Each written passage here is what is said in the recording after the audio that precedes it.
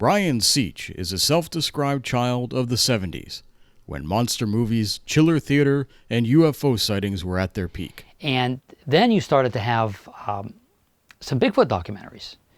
Creature documentary, Abominable Snowman, Bigfoot, Loch Ness Monster. And I was like, wow, that could be, as a kid, that could be a real monster. His interest in the unknown continued into his adult life.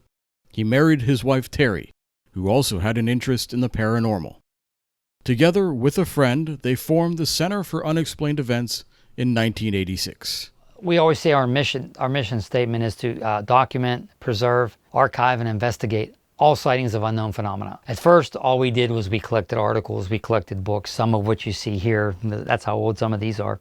And we started to collect newspaper articles. We watched everything we could. So we actually started doing a lot of the field investigation around 99, 2000. Brian's main area of interest is cryptozoology, or the study of hidden or unknown animals not yet recognized by science, such as Bigfoot. He also runs a group called the Center for Cryptozoological Studies. Bigfoot has been my passion. In, I think it was end of 2000, we joined the PA Bigfoot Society, my wife and I. We researched Bigfoot across the state, and we found out there was a lot of sightings here in Beaver County in the 70s. It wasn't long before Brian and his wife started investigating old local sightings themselves. Now, we got this report, I think probably it was maybe 2002 or 2003, but it happened in June of 1970. There was a bad storm. They were out at Brady's Run, and it was two eyewitnesses on their horses. So they were underneath one of the shelters. So they decided to go take a shortcut up through the woods with their horses. As they were going through the woods, both eyewitnesses turned to the left, and they see this tall, about a 7-foot tall creature there with its hands up to its side, and it was growling at them as if to say, "Get out of here." So they both took off on their horses up to the house where they were going to. It was their friend's house. And the other lady she was real scared, and the eyewitness we talked to turned to her and said, "Did you see that?"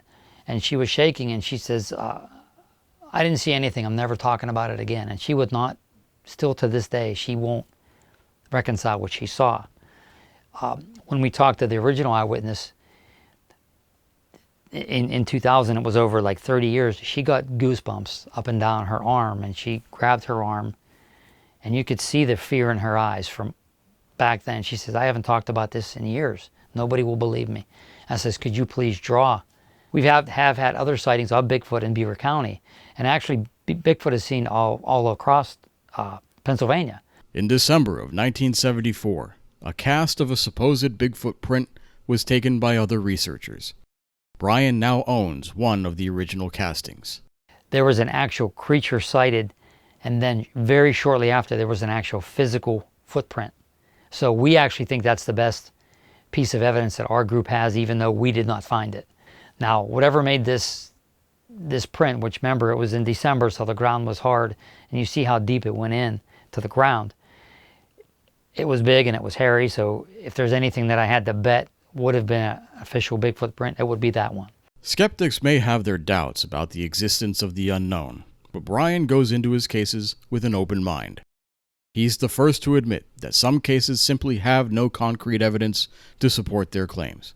However, there are still other cases where Brian feels there's substantial evidence to believe something happened.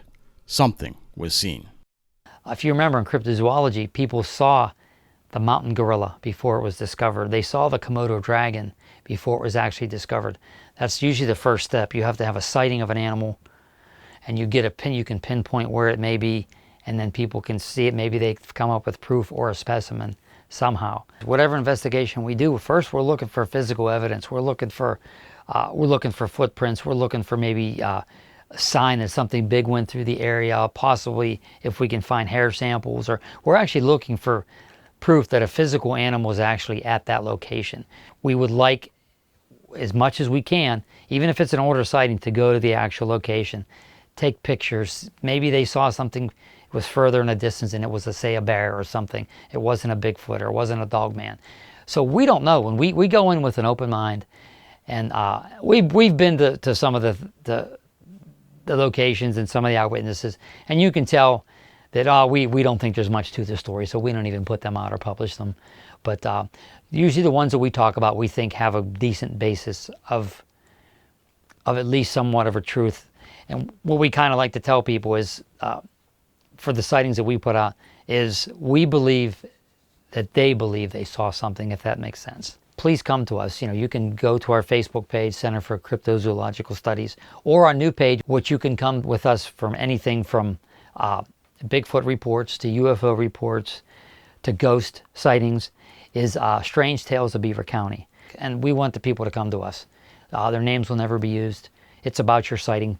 People want to hear about your sighting. They don't want to hear about me talking about a sighting. They want to hear about the sighting. They want to hear about what's being said. We just are a conveyor of the sightings, basically. So we do want people to come to us.